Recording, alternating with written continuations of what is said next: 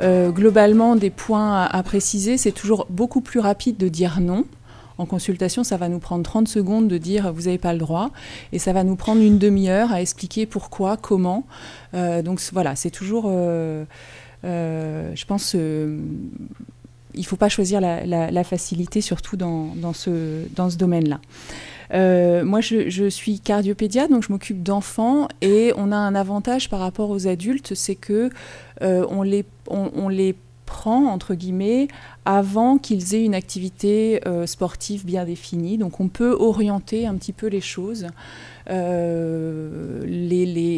conseiller plus des activités artistiques et certaines activités sportives. Je pense que vous, cardiologues, vous avez d'autres problèmes, puisque les gens sont potentiellement déjà dans une activité sportive, voire importante pour leur bien-être et parfois même professionnel. Donc il y a vraiment des enjeux qui peuvent être différents.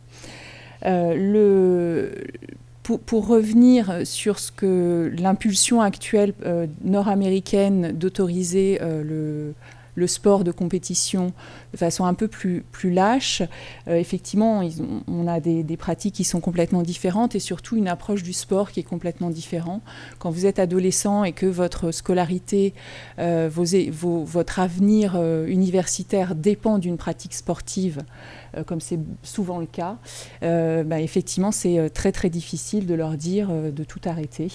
Donc, fort de cette constatation, la bride a été un petit peu lâchée et finalement, ils se sont rendus compte qu'il n'y avait pas beaucoup plus d'accidents, pas plus d'accidents chez des patients bien suivis qui faisaient du sport que chez des patients à qui on interdisait tout.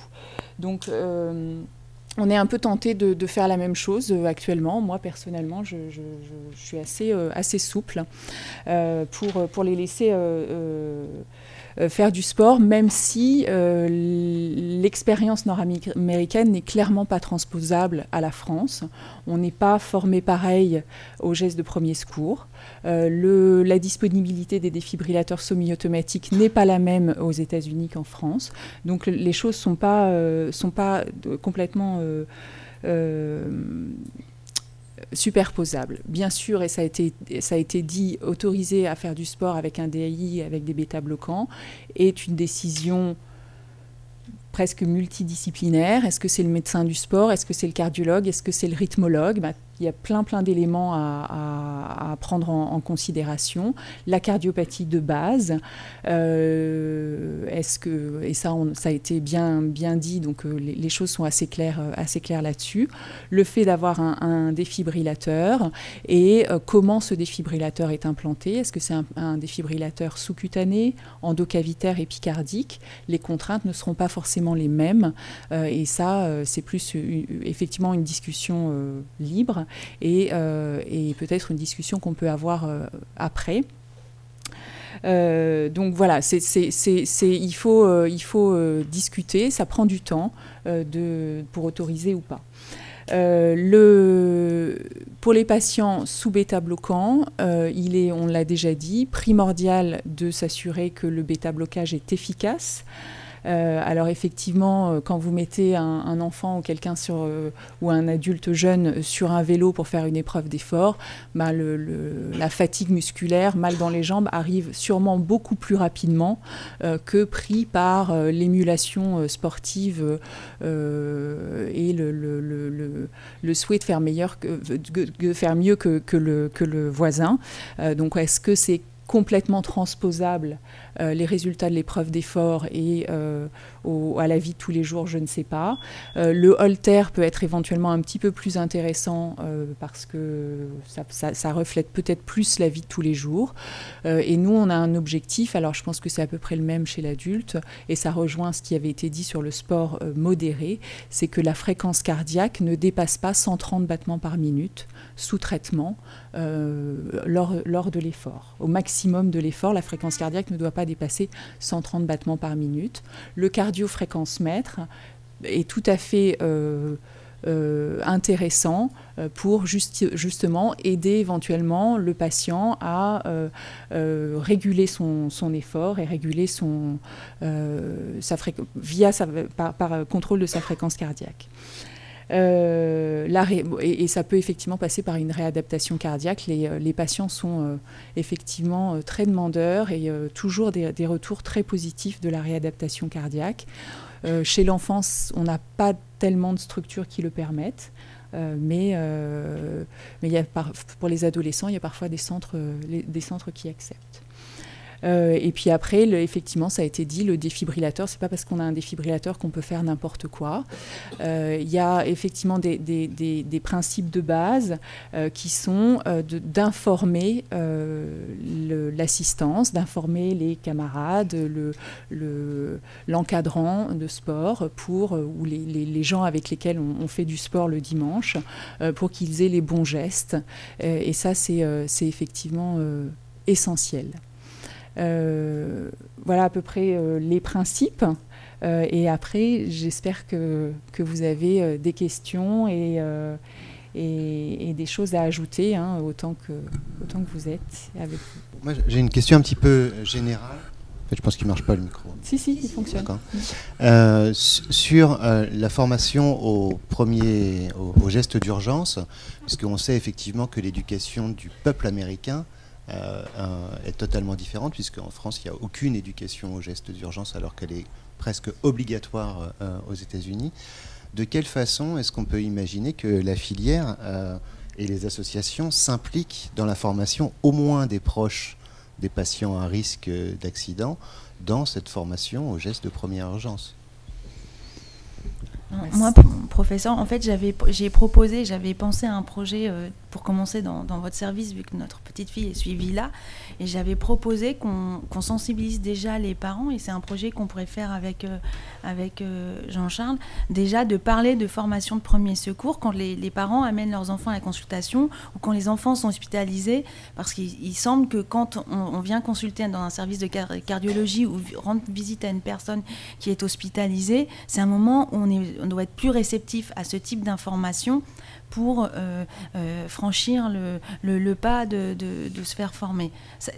Donc ça, c'est une chose. Ensuite, je pense qu'il y a aussi un problème, il me semble, d'accessibilité de ces formations, parce que c'est pas si simple que ça de s'inscrire à la Croix-Rouge ou chez les pompiers. Enfin, voilà, de trouver des organismes qui proposent des formations, oui, mais en fait, dans la pratique, l'organisation, peut-être qu'il y a des choses à simplifier.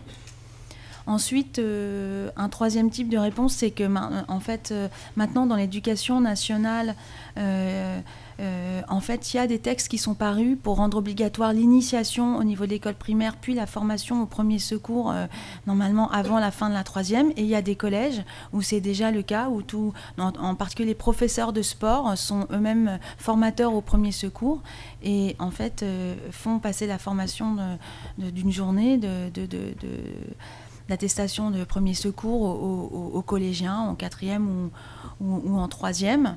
Je pense que c'est aussi un peu, enfin voilà, l'affaire de chacun, mais je pense que la sensibilisation et aussi le rôle de vous, soignants, dans le domaine de la cardiologie, elle est aussi importante parce que quand vous voyez les gens, c'est un moment où ils sont nécessairement aussi peut-être plus réceptifs à ce type d'informations que dans la vie de tous les jours. On se dit, ah oui, c'est très bien, je vais le faire, mais en fait, c'est jamais le moment.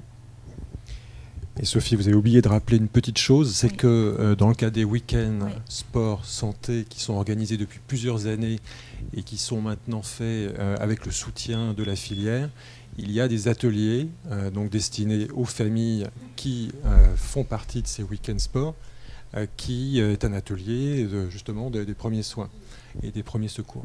Bon, ça répond juste à une petite partie, et je suis d'accord avec toi sur le fait que il faudrait qu'on puisse poursuivre cet effort d'exiger que ce soit obligatoire effectivement pendant la scolarité et que ça se traduise dans les faits. Mais je veux dire, ça l'est, mais quand même, on est ici dans une réunion où on parle de patients qui sont atteints d'une maladie. On n'est pas dans une vision politique sur le fait d'être capable de poser son attaché-caisse et de retirer sa veste de costard dans la rue parce qu'il y a quelqu'un qui fait un arrêt.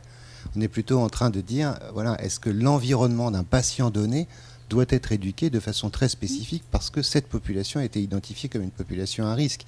Ce n'est pas les grandes campagnes sur les abribus pour dire que vous avez 3 minutes pour agir, appeler, etc. Donc c'est pas tout à fait la même stratégie qu'une vision de campagne présidentielle où on va dire tout le monde va être capable de masser quelqu'un qui s'arrête devant vous. C'est plutôt de cibler ça à un environnement très proche d'un patient à haut risque. Mais juste ce qui est fait dans les week-ends, mais est-ce que on devrait pas, ça devrait pas faire partie de nos programmes d'éducation, puisqu'on éduque pour un certain nombre de choses, et là de façon plus directe, pas uniquement le patient, mais son environnement, à faire les gestes, éventuellement avec des partenariats avec des gens qui savent le faire probablement mieux que nous d'ailleurs, pour ça, en disant qu'on est une communauté et qu'on devrait pouvoir agir dans ce sens-là. Je fais juste un commentaire sur les professeurs d'éducation physique et sportive qui sont peut-être, en tout cas par l'éducation nationale, les promoteurs de l'éducation de nos enfants. En tout cas pour nous, qui sommes, en tout cas un écart enfant malade extrêmement permissif sur les activités sportives, les professeurs d'éducation physique et sportive sont nos ennemis. Dans la prescription. C'est pas vrai. Et donc c'est contre eux que nous luttons parce que les professeurs d'éducation physique et sportive sont totalement incapables de s'adapter au caractère individuel de la pratique sportive quand nous souhaitons préserver le caractère social de cette pratique en autorisant des enfants à faire certaines choses. Et donc je peux comprendre que ce soit difficile dans des classes où il y a 30 élèves d'avoir des pratiques qui soient individualisées, mais je pense qu'on devrait aussi agir en tant que communauté vers les professeurs d'éducation physique et sportive pour dire que l'aspect social doit être préservé et qu'on peut faire du foot en étant gardien ou arbitre de touche et qu'on va faire moins d'activités. Donc pour nous, je pense surtout que les professeurs d'éducation physique et sportive ne sont, en tout cas en pédiatrie, ne sont pas du tout nos partenaires. Hein. Alors c'est très très variable, c'est très très variable. Il y a des profs qui comprennent très très bien et qui adaptent, et puis il y en a d'autres, et très vite on le sait, il y a d'autres profs qui sont complètement hermétiques, et dans ces cas-là, effectivement, on contre-indique parce qu'il n'y a aucune discussion possible. Souvent, les cursus de sport, c'est par cycle, et ils vont sur un trimestre faire ping-pong, athlétisme, et puis rugby. Ça marche par cycle, et moi, je demande en début d'année aux parents de rencontrer le prof de sport, de me donner les cycles et de dire ça oui, ça non, ça oui avec une adaptation ou des choses comme ça. Et ça se passe pas si mal que ça. Mais c'est vrai que j'ai rencontré des gens complètement obtus pour lesquels qui n'ont que affaire à des certificats de complaisance et qui ne prennent pas en compte notre certificat. Et dans ce cas-là, je me bats pas et je contre-indique la pratique sportive dans le cadre scolaire. Pardon, Vincent, et juste, il y a aussi le problème du bac et du sport qui est noté au bac. Et pareil, il n'y a pas de barème adapté pour ces patients-là. Et voilà, donc des fois, c'est vraiment une discussion de dire est-ce que tu vas perdre des points en présentant le bac, oui, non, et on contre-indique, on ne contre-indique pas en fonction de ça. En fait, pour le bac, c'est très variable aussi, hein, parce qu'il y a des profs qui acceptent de modifier la notation en fonction du handicap, en évaluant plutôt la participation, le côté technique des choses. Moi, je leur recommande de prendre plutôt des sports techniques, enfin, ils ont 3 sports à choisir, pareil, plutôt que des choses très... où vraiment le physique compte plus, quoi. Et quand même, globalement, là, je suis assez d'accord avec toi, Alice, et je trouve qu'il est assez fréquemment nécessaire qu'on prenne directement contact avec le prof de sport. Ça, c'est vrai que tant que ça n'a pas été fait, c'est compliqué. Mais que, enfin, moi, dans l'expérience qu'on peut avoir dans ce domaine-là, je me rappelle qu'une seule fois où on n'a pas réussi à trouver d'accord avec le prof de sport, c'était pour le bac qui disait bon bah moi il fait tout comme les autres ou alors sinon je ne note pas et puis c'est tout. Mais sur le nombre de gamins, c'est arrivé une fois. C'est quand même pas beaucoup, quoi. Donc il y a du progrès. Je pense que les week-ends, le système de week-end intégré dans la formation des enseignants de sport et pour revenir sur la formation, moi je crois beaucoup à la formation des enfants parce que je pense que les adultes c'est trop tard. On ne changera pas leur mentalité, ils ne poseront pas leur veste et leur attaché-caisse, donc il faut Je suis d'accord avec toi. Je pense que là, pour le coup, il faut exiger que la loi soit appliquée. La loi dit qu'un gamin doit avoir une formation au geste qui sauve. Ouais. C'est obligatoire en 3e, si je ne dis pas de bêtises. En 3e, ils ont le B2I, là, c'est le truc informatique qui ne sert à rien puisqu'ils savent tous le faire parfaitement bien avant de le faire. Ils ont la formation routière et théoriquement les gestes qui sauvent. Et en fait, les 2 premiers, ils ne peuvent pas le passer s'ils n'ont pas le... Enfin, ils ne peuvent pas passer le BEPC s'ils ne l'ont pas, alors que les gestes qui sauvent ne sont pas dedans. Et ça, il faudrait qu'on l'exige parce qu'en pratique, je ne sais pas comment ça s'est passé. Moi, j'ai 3 gamins qui ont tous passé le BEPC, là. Et en fait, on leur propose de faire des cours en dehors des heures de sport, en dehors des heures de classe normales et payants. Pas très cher, hein, mais enfin, ce qui veut dire que globalement, sur... Le collège sur lequel vous étiez, j'en sais rien, moi peut-être 800 gamins, il y en a 10 qui font la formation en pratique le mercredi après-midi, quoi. Donc là, et en fait, les collèges considèrent qu'en ayant fait ça, ils ont fait leur boulot. Et juste pour finir, le temps que le micro aille là-haut, pour la stratification du risque en pédiatrie est très difficile et on est parfois amené dans le cadre de la consultation et de l'éducation thérapeutique des parents, de leur demander de faire cette formation. Mais la démarche, après, ce n'est pas quelque chose de structuré au sein de notre service, c'est qu'on leur dit, apprenez les gestes de premier secours, mais à eux de trouver la Croix-Rouge, les pompiers, les choses comme ça pour le faire. Et peut-être qu'il pourrait y avoir des choses plus formalisées grâce aux associations pour que ce soit dispensé grâce aux pompiers, voilà.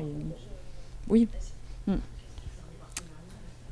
Moi, je voulais intervenir parce que j'ai la double casquette, maman ma fille qui avait à l'école, qui avait des problèmes effectivement avec la maladie, donc elle pouvait pas faire tous les sports. Dès qu'elle faisait du sport intense, elle ne transpire pas avec la maladie de Fabry, donc intolérance, douleur. Dans le cadre d'un PAI, ça a été mis en place dès le collège, dès son entrée en 6e. C'est toujours très bien passé. PAI, c'est obligatoire. Médecin conseil d'éducation nationale.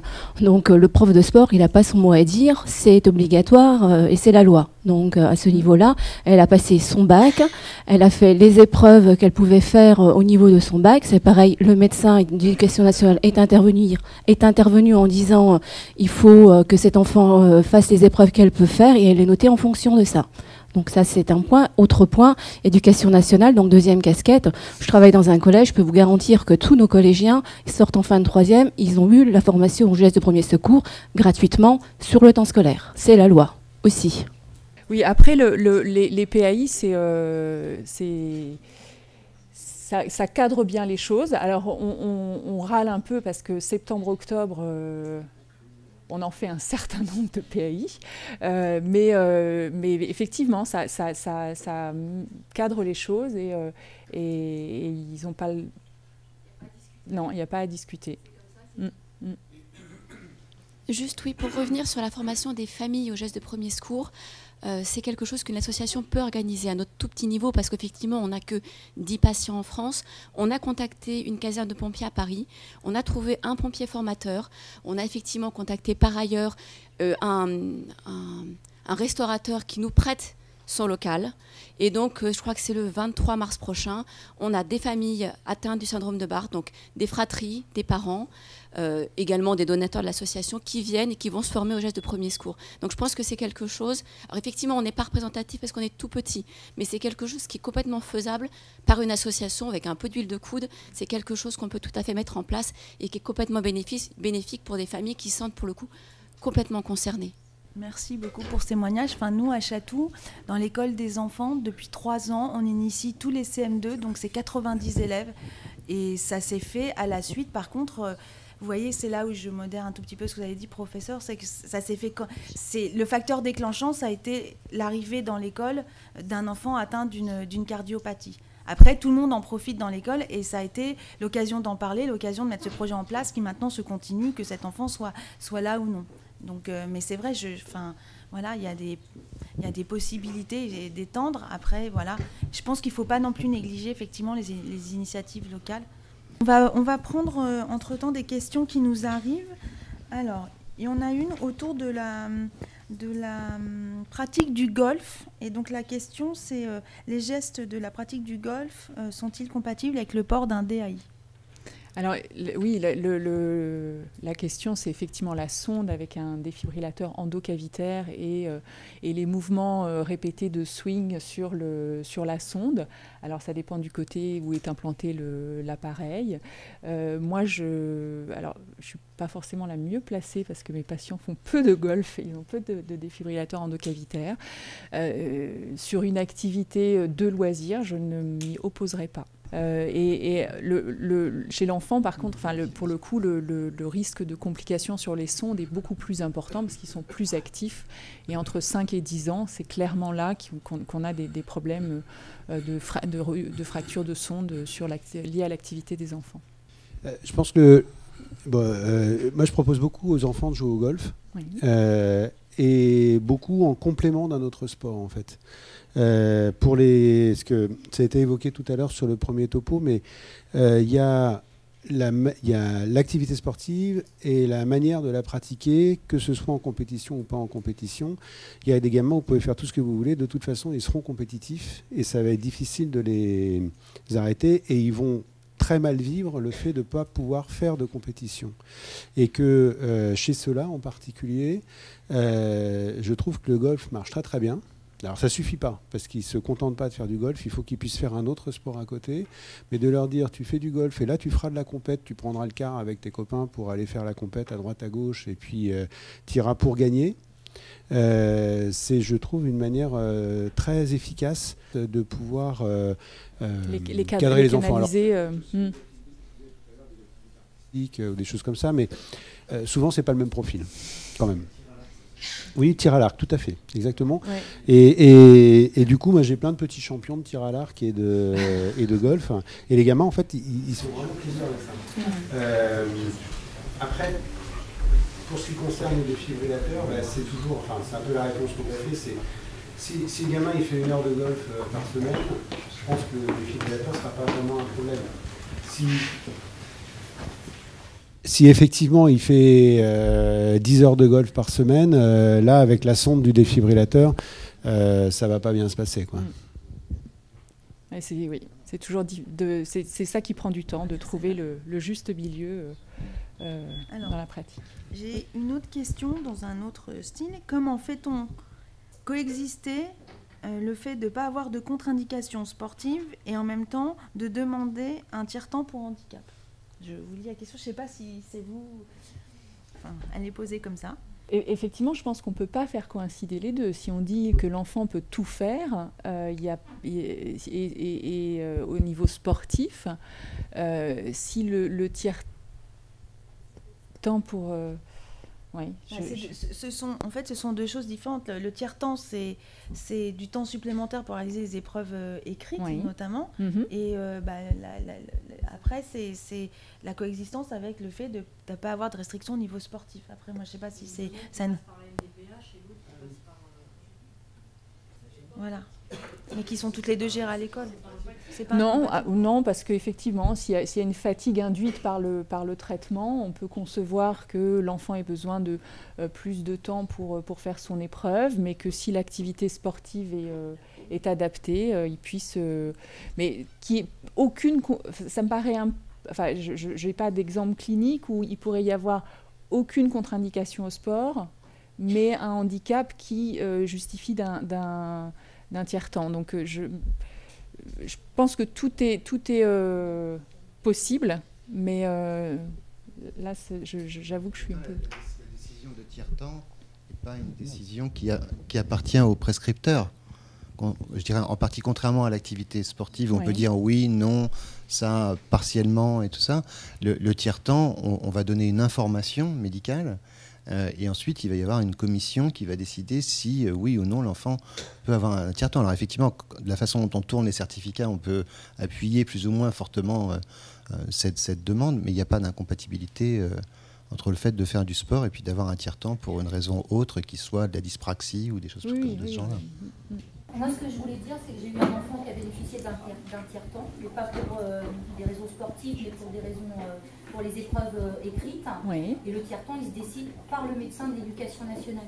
Donc, on monte un dossier. Il faut qu'il y ait un PAI ou un PAP, peu importe. Oui. Mais enfin, je veux dire, vous ne pouvez pas arriver au mois de février et demander un tiers-temps pour les épreuves de fin d'année. C'est quelque chose qui se prépare dès septembre avec des équipes éducatives tout au long de l'année. Et il peut y avoir effectivement contre-indication de faire quelque chose, mais un tiers-temps pour aménager quelque chose différemment. Donc l'un n'est pas contre l'autre, mais c'est quelque chose qui se prépare en septembre. Et vous, médecin, vous pouvez faire une prescription, demander ce pourquoi l'enfant aurait besoin de ça, mais c'est quand même l'éducation. Moi, j'ai dû me déplacer à la préfecture de l'Essonne, rencontrer l'Éducation nationale, le médecin scolaire, et qui était en charge de tout ça, et c'est elle qui a décidé et de combien de temps il avait besoin. C'est eux qui sont décideurs de la finalité de ça. Ah oui, oui, vous, médecin, vous pouvez demander quelque chose, ça ne sera pas appliqué. Hein. Oui. Il faut vraiment que ce soit confirmé derrière par l'Éducation nationale. C'est un parcours du combattant, effectivement. C'est un parcours du combattant, vous avez tout dit. Et même la NDPH n'est même pour rien pour là-dedans, parce qu'il peut être reconnu handicapé, l'enfant, et l'éducation refusait quand même le tiers-temps. Donc c'est deux choses complètement différentes. Deux questions pratiques, mais je pense que la réponse est très simple. C'est pratique de la course à pied, risque-t-elle d'endommager sur le long terme le centre d'un défibrillateur automatique? Non. Ouais, c'est clair. Donc non. Peut-on utiliser un cardiofréquencemètre à ceinture pectorale? Je lis avec un DAI. Oui. Voilà.